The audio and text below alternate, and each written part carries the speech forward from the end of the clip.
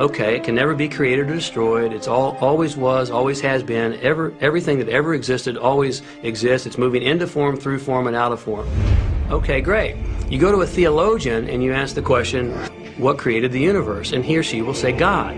Okay, describe God. Always was and always has been, never can be created or destroyed, all that ever was, always will be, always moving into form, through form, and out of form. You see, it's the same description, just different terminology. And so if you think you're this meat suit running around, think again. You're a spiritual being. You're an energy field operating in a larger energy field. We're all connected. We just don't see it. There isn't an out there and an in here. Everything in the universe is connected. It's just one energy field. We often get distracted with this thing called our body and our physical being. That just holds your spirit. And your spirit is so big, it fills a room. You are eternal life. You're source energy. You are God manifested in human form, made to perfection. Scripturally, we could say that we are the image and the likeness of God. We could say we are another way that the universe is becoming conscious of itself. We could say that we are the infinite field of unfolding possibility. All of that would be true. Every great tradition has told you that you were created in the image and the likeness of the creative source. That means that you have God potential and power to create your world, and you are. You are. And maybe you've created things to this point that are wonderful and worthy of you, and maybe you haven't. The question I'd ask you to consider is, do the results you have in your life, are they what you really want? And are they worthy of you? If they're not worthy of you, then when would now be the right time to change those? Because you have the power to do that.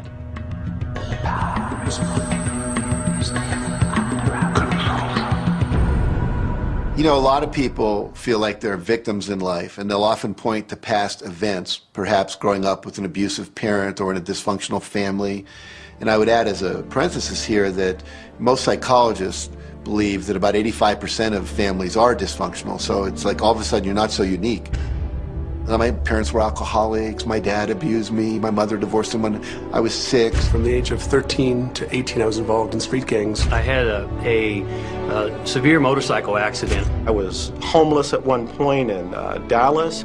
I lived in poverty for 15 years in Houston. When I was a child, I had learning difficulties, and I was considered learning disabled, and I was told I would never read, write, or communicate, never amount to anything, not go very far in life.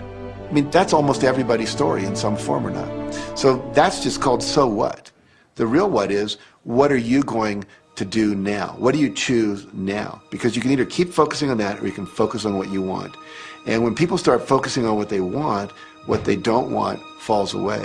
And that part expands and the other part disappears. You are the designer of your destiny. You are the author. You write the story. The pen is in your hand, and the outcome is whatever you choose. The beautiful thing about the law of attraction is that you can begin where you are, and you can begin to think, real thinking, and you can begin to generate within yourself a feeling tone of harmony and happiness. The law will begin to respond to that. So now you start to have different beliefs, like there is more than enough in the universe. Or you have the belief that everything goes right for me. Or you have the belief that I'm not getting older, I'm getting younger. We can create it the way we want it by using the law of attraction. And you can break yourself free from your hereditary patterns, cultural codes, social beliefs, and prove once and for all that the power within you is greater than the power that's in the world. Some of you may be thinking, well, that's very nice, but I can't do that, or she won't let me do that, or he'll never let me do that, or I haven't got enough money to do that, or I'm not strong enough to do that, or I'm not rich enough to do that, I'm not. Every single I'm not is a creation.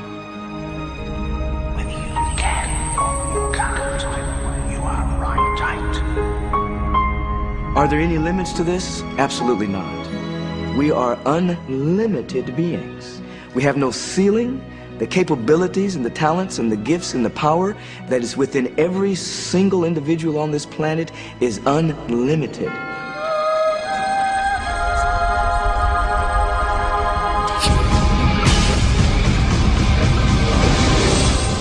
There is no blackboard in the sky on which God has written your purpose, your mission in life. There's no blackboard in the sky that says Neil Donald Walsh, a handsome guy who lived in the first part of the 21st century, who, colon, then there's a blank, you know, and all I have to do to really understand what I'm doing here, why I'm here, is to find that blackboard and find out what God really has in mind for me.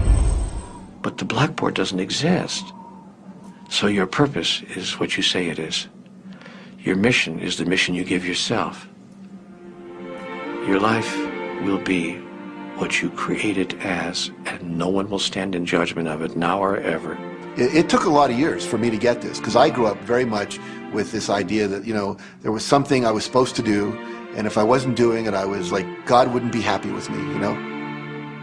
When I really got that my primary aim was to feel and experience joy, then I began to do only those things which brought me joy. We have a saying, you know, if it ain't fun, don't do it, you know? Joy, love, freedom, happiness, laughter. That's what it is. And if you've just experienced joy sitting there and meditating for an hour, by golly, do that. If you experience joy eating a salami sandwich, then do that. When I pet my cat, I'm in a state of joy. When I walk in nature, I'm in a state of joy. So I want to constantly put myself in that state. And when I do that, then all I have to do is have the intention of what I want, and what I want manifest. So inner happiness actually is the fuel of success. Anything that makes you feel good is always going to be drawing in more. You are listening to this right now. It's you that drew this into your life. It's your choice whether you want to take it and utilize it. If it feels good, if it doesn't feel good, then you know, let it go. Find something that feels good, that resonates with your heart.